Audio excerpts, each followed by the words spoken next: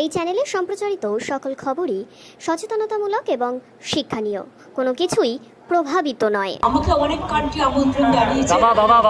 Happy Japan তো আমাকে এসে বারবার বলে গেছে যে আমরা এখানে অনেক ইনভেস্ট করছি, আপনি প্লিজ আসুন।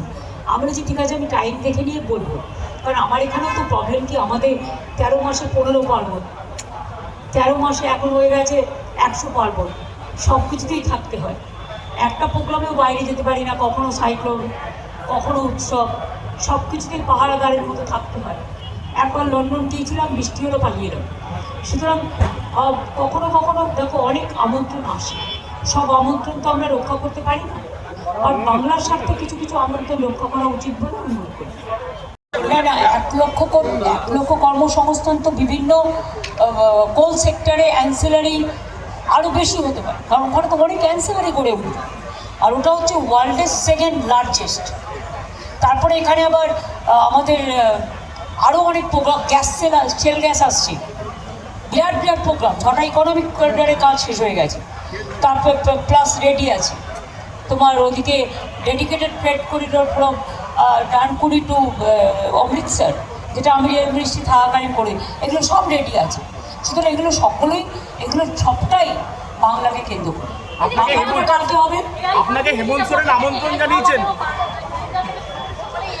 আই হ্যাভ অলরেডি আইটিসি আজকে অ্যানাউন্স করেছে, ওরা গ্লোবাল আর্টিফিশিয়াল ইন্টেলিজেন্সিয়ার যে সেন্ট্রাল হাব ওরা এখানে করেছেন।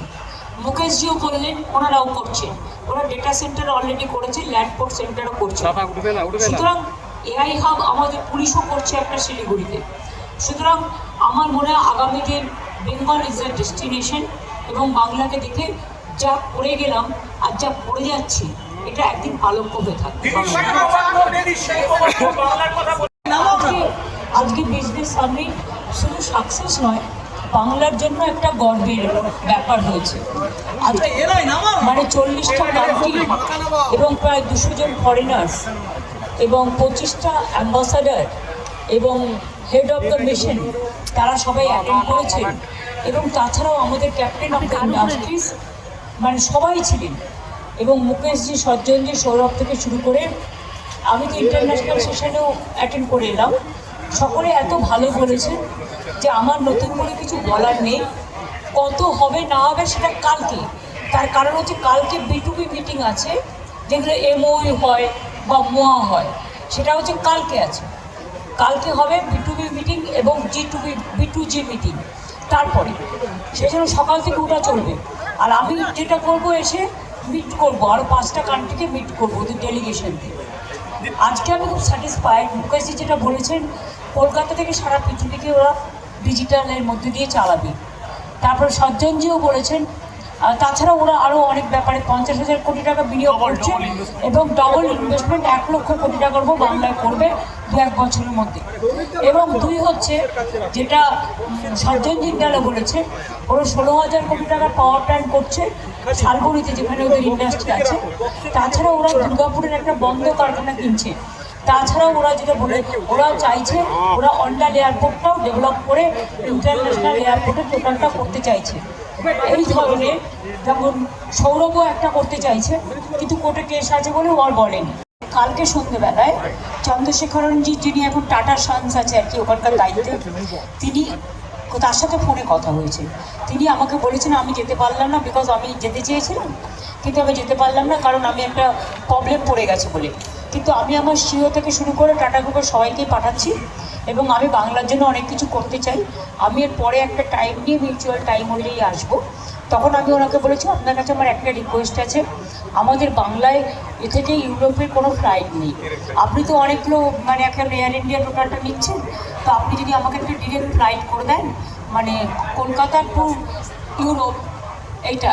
তখন উনি কিন্তু নেগেটিভ কিছু বলেননি, পজিটিভই বলেছেন, এবং ওদের মনে হয় ফ্লাইট এখন ওরা মানে প্রসেসে আছে।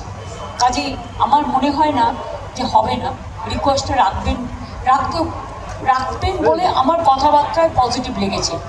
আর 2 হচ্ছে ব্রিটিশ এয়ারওয়েজকে ইউকেতেও আজকে বললাম, যিনি ভাষণ দিচ্ছিলেন তিনি ব্রিটিশ এয়ারওয়েজে, ওনাকেও তো বললাম যে আগে তো আপনাদের একটা ব্রিটিশ এয়ারওয়েজ চলতো।